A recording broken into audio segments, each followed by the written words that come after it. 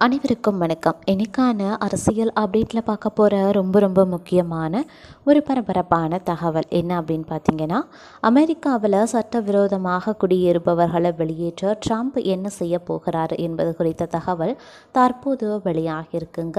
அது மட்டும் இல்லாமல் இன்னும் பல பரபரப்பான அரசியல் அப்டேட்ஸ் அடுக்கடுக்காக வெளியாகிட்டுருக்கு. அது குறித்தும் விளக்கமாக இன்னைக்கு தெரிஞ்சுக்க போகிறோம். ஸோ இந்த பதிவு உங்களுக்கு மிக பயனுள்ள விகிதத்தில் இருக்கும். வீடியோக்குள்ளே போகிறதுக்கு முன்னாடி இது வரைக்கும் நீங்கள் நம்ம சேனலை சப்ஸ்கிரைப் பண்ணலைன்னா உடனே சப்ஸ்கிரைப் பண்ணிக்கோங்க. அப்படியே பக்கத்தில் இருக்கக்கூடிய நோட்டிஃபிகேஷனுக்கான பெல் பட்டனையும் ப்ரெஸ் பண்ணிக்கோங்க. சரி நேயர்களே, வாங்க வீடியோக்குள்ளே போகலாம். அமெரிக்காவில் சட்டவிரோதமாக குடியிருப்பவர்களை வெளியேற்ற ட்ரம்ப் என்ன செய்ய போகிறாரு என்பது குறித்த தகவல்கள் தற்போது வெளியாகியிருக்கு. இந்த விவகாரத்தில் தேசிய அவசர நிலையை அறிவித்து இராணுவம் மூலமாக சட்டவிரோதமாக குடியேறியவர்களை நாடு கடத்த உள்ளதை ட்ரம்ப் உறுதி செய்திருக்கார். இதனால் இப்போது அங்கு வசிக்கும் பல லட்சம் குடும்பங்கள் பாதிக்கப்படும். நடந்து முடிந்த அமெரிக்க அதிபர் தேர்தலில் ட்ரம்ப் வெற்றி பெற்றார். ஜனநாயக கட்சியின் கமலா ஹாரிஸை வீழ்த்தி அவர் 2வது முறையாக அதிபராக தேர்வாகியும் இருக்கிறார். இந்த முறை ட்ரம்ப் தொடர்ச்சியாக சட்டவிரோத குடியேற்றம் குறித்த பிரச்சாரத்தை முன்வைத்தார். பைடன் ஆட்சியில் பல லட்சம் பேர் சட்டவிரோதமாக அமெரிக்காவில் நுழைந்துள்ளதாகவும் இதனால் அமெரிக்காவில் மிக மோசமான பாதிப்பு ஏற்பட்டுள்ளதாகவும் அவர் விமர்சித்தும் இருந்தார். மேலும் தான் ஆட்சிக்கு வந்தால் சட்டவிரோதமாக நுழைந்தவர்களை நாடு கடத்த உள்ளதாகவும் அவர் கூறியிருந்தார். இப்போது அவர் அதிபர் தேர்தலில் வென்று பெற்ற நிலையில் ஜனவரி மாதம் அதிபராகவும் பதவியேற்க போகிறார். இதற்கிடையே சட்டவிரோதமாக அமெரிக்காவில் குடியேறியவர்களை வெளியேற்ற தனது திட்டத்தை ட்ரம்ப் உறுதி செய்தும் இருக்கார். அதாவது எல்லை பாதுகாப்பு தொடர்பாக தேசிய அவசர நிலையை பிரகடனப்படுத்த திட்டமிட்டுள்ளதாகவும் அதைத் தொடர்ந்து ஆவணமில்லாத சட்டவிரோதமாக புலம்பெயர்ந்தோரை நாடு கடத்துவதற்கு அமெரிக்க இராணுவத்தை பயன்படுத்த உள்ளதாகவும் ட்ரம்ப் தெரிவித்திருக்காரு. அது மட்டும் இல்லாமல் இதை ட்ரம்ப் தனது ட்ரூத் சோஷியல் சமூக வலைதள பக்கத்தில் உறுதி செய்தும் இருக்கிறார். ட்ரூத் சோஷியல் பக்கத்தில் பழமைவாதி ஒருவர் தேசிய அவசர நிலையை பிரகடனப்படுத்த தயாராகிவிட்டோம். பைடன் காலத்தில் இங்கு ஆக்கிரமித்தவர்கள் விரைவில் இராணுவம் மூலம் நாடு கடத்தப்படுவாங்க அப்படின்னும் பதிவிட்டும் இருந்தார். அதை தனது பக்கத்தில் பகிர்ந்த ட்ரம்ப் ஆம் இது உண்மைதான் அப்படின்னும் பதிவிட்டிருந்தார். ட்ரம்ப் கடந்த 2016-2020 வரைக்கும் அமெரிக்க அதிபராகவே இருந்தார். அப்போதே அவர் சட்டவிரோத குடியேற்றம் குறித்து பேசியும் வந்தார். மெக்சிகோ எல்லையில் தான் சட்டவிரோதமாக மக்கள் அதிகம் நுழையிறாங்க என சொல்லி அவர் மெக்சிகோ எல்லையில் சுவரை கூட கட்டியிருந்தார். எல்லையில் சுவர் கட்ட தேவையான நிதியை அந்நாட்டு நாடாளுமன்றம் ஒதுக்காத நிலையில் கடந்த 2017 ஆண்டு அவர் அவசர நிலையை அறிவித்து அரசையும் ஷட்டவுன் செய்திருந்ததும் குறிப்பிடத்தக்க ஒரு விஷயம். அதனால் ட்ரம்ப் இந்த விவகாரத்தில் அவசர நிலையை அறிவிக்க தயங்க மாட்டார் அப்படின்னே சொல்லப்படுது. அதே நேரம் ட்ரம்ப் இந்த விவகாரத்தில் தீவிர நடவடிக்கை எடுத்தால் அது அமெரிக்காவில் வாழும் பல லட்சம் பேரை பாதிக்கும். தற்போதைய சூழலில் சுமார் 1 கோடிக்கும் அதிகமான அமெரிக்கர்கள் அமெரிக்காவில் சட்டவிரோதமாக குடியேறி வசிப்பதாகவே கூறப்படுது. அமெரிக்காவுக்கு போனால் நல்ல செட்டில் ஆகி விடலாம் அப்படின்னு நினைத்து ஒவ்வொரு ஆண்டும் பல ஆயிரம் பேர் இதுபோல் அமெரிக்காவுக்குள்ள சட்டவிரோதமாகவே நுழையிறாங்க. பல லட்சம் பணத்தை பெற்றுக்கொண்டு இடைத்தரகர்களும் இவர்களுக்கு உதவும் நிலையில் ஆபத்தான பயணத்தை மேற்கொள்கிறாங்க. இந்தியாவிலும் கூட பல மாநிலங்களில் இருந்து இதுபோல் சட்டவிரோதமாக அமெரிக்காவுக்கு செல்றாங்க.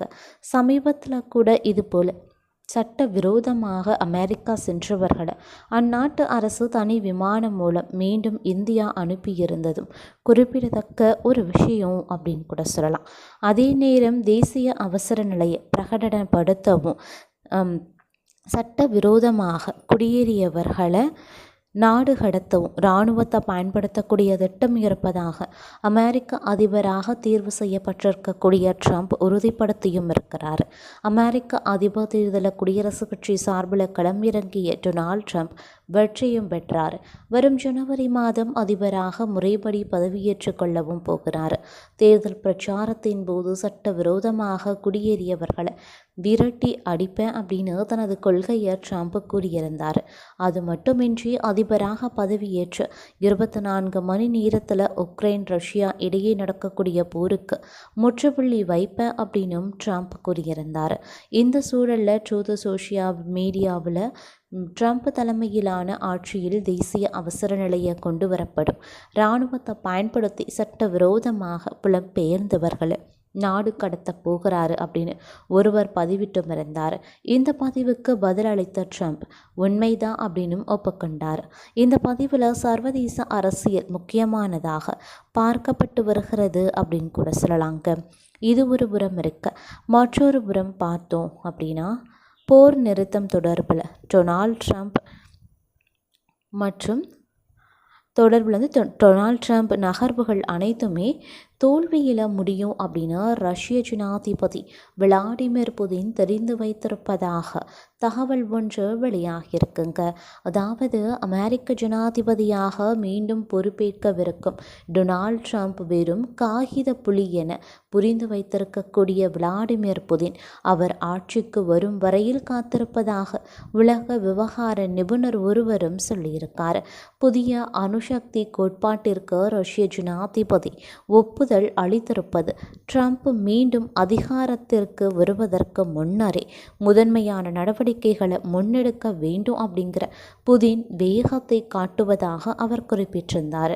ஆனால் ஜனாதிபதியாக பொறுப்பேற்கும் முன்னரே உக்ரைனுக்கான ஆதரவை கட்டுப்படுத்த இருப்பதாகவும் போரை முடிவுக்கு கொண்டு வர அனைத்து நடவடிக்கைகளும் முன்னெடுக்கப்படும் அப்படின்னு டொனால்ட் ட்ரம்ப் உறுதியளித்திருந்தார். பங்கீர்காம் பல்கலைக்கழகத்தில் பாதுகாப்பு மற்றும் உளவுத்துறை நிபுணரான பேராசிரியர் கிளிக்ஸ் தெரிவிக்கையில் என்ன சொல்லியிருந்தாருன்னா, போர் நிறுத்தம் தொடர்பில் டொனால்ட் ட்ரம்ப் முன்னெடுக்கும் நகர்வுகள் எதுவும் செயலுக்கு வராது என்பதை ரஷ்ய ஜனாதிபதி அறிந்திருக்கிறார். அத்துடன் ஜனாதிபதி ஜெலன்ஸ்கியை படுகொலை செய்துவிட்டு உக்ரைனை மொத்தமாக கைப்பற்றும் திட்டத்தையும் அவர் ஏற்கனவே வகுத்துள்ளார் அப்படின்னும் போரில் ரஷ்யா தோற்கடிக்கப்படாது என்பதை உறுதி செய்ய வேண்டும் அப்படின்னும் அவர் திட்டமிட்டு வருவதாக பேராசிரியர் கிளிக்ஸ் தெரிவித்திருந்தார். ட்ரம்பின் நடவடிக்கைகள் அப்படிங்கிறது குறிப்பிட்ட சிலரது ஆலோசனைகளை சார்ந்திருக்கும் அப்படின்னும் ஜோ பைடனின் முடிவை ட்ரம்பின் மகன் விமர்சனம் செய்துள்ளது அதை உறுதி செய்வதாகவும் பேராசிரியர் கிளிக்ஸ் குறிப்பிட்டிருந்தார். ரஷ்ய ஜனாதிபதி எந்த நிபந்தனை வைத்து கொண்டாலும் அதை ஏற்றுக்கொண்டு போரை முடிவுக்கு கொண்டு வரவே ட்ரம்ப் அரசாங்கம் முயற்சி செய்யும் அப்படின்னும் இந்த விடயத்தில் உக்ரைன் மற்றும் அதன் ஆதரவு நாடுகள் உடன்பட வாய்ப்பு இல்லை அப்படின்னும் பேராசிரியர் கிளிக்ஸ் தெரிவித்திருப்பதும் குறிப்பிடத்தக்க ஒரு விஷயம் அப்படின்னு கூட சொல்லலாங்க. அது மட்டும் இல்லாமல் விஸ்வாசம் அப்படின்ற கொள்கை, அதாவது கொள்கை வேறு, ட்ரம்ப்புக்கு தளபதிகள் தான் தலைவலியாக மாறுவாங்க அப்படிங்கிற ஒரு விஷயம் தற்போது சமூக வலைதளங்களில் வெளியாகிட்டுருக்கு. அதாவது நடந்து முடிந்த அமெரிக்க அதிபர் தேர்தலில் வெற்றி வாகை சூடியிருக்க ட்ரம்ப் வரக்கூடிய ஜனவரி மாதம் பதவியேற்க போகிறாருங்க. தனது தேர்தல் பிரச்சாரத்தில் எல்லை பிரச்சினை, டீப் ஸ்டேட் விவகாரம், வரி உயர்வு உள்ளிட்ட முக்கிய பிரச்சனைகளை கையில் எடுத்து அவற்றை தொடர்ந்து பேசியும் வந்தார் ட்ரம்ப். ட்ரம்ப் 2.0 ஆட்சி எப்படி இருக்க போகிறது என்பதை தேர்தல் பிரச்சாரங்களில் அவர் கொடுத்த வாக்குறுதிகளின் அடிப்படையில் நம்மால் ஓரளவுக்கு யூகிக்க முடியும். தேர்தலில் ட்ரம்ப்புக்கு மிகப்பெரிய தொழிலதிபர்கள், செயற்பாட்டாளர்கள் உள்ளிட்ட பலரும் வெளிப்படையான ஆதரவை நல்கினர். வெளியில் இருந்து பார்த்தா இவர்கள் ட்ரம்ப் ஆதரவு என்ற குடையின் கீழ் ஒற்றுமையாக விசுவாசத்துடன் திரண்டிருப்பதாகவும் ஒரு தகவல் வெளியாகியிருந்தது. அது மட்டும் இல்லாமல் சற்றே ஆழமாக ஆராய்ந்தோம் அப்படின்னா அவர்கள் ஒவ்வொருவருக்குமான நோக்கங்கள் லட்சியங்கள் முரணானவை அப்படிங்கிறதும் தெரியும். உதாரணமாக இந்த தேர்தலில் ட்ரம்பின் வெற்றிக்கு மிக பெரும் உறுதுணையாக இருந்தவர்கள் Tulsi Gabbard, Matt Gaetz, Robert F Kennedy junior.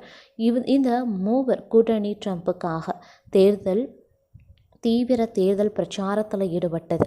அதிலும் பைடன் அரசின் கொள்கைகளை கடுமையாக எதிர்த்தும் வந்திருக்காங்க அப்படின்னு கூட சொல்லலாங்க.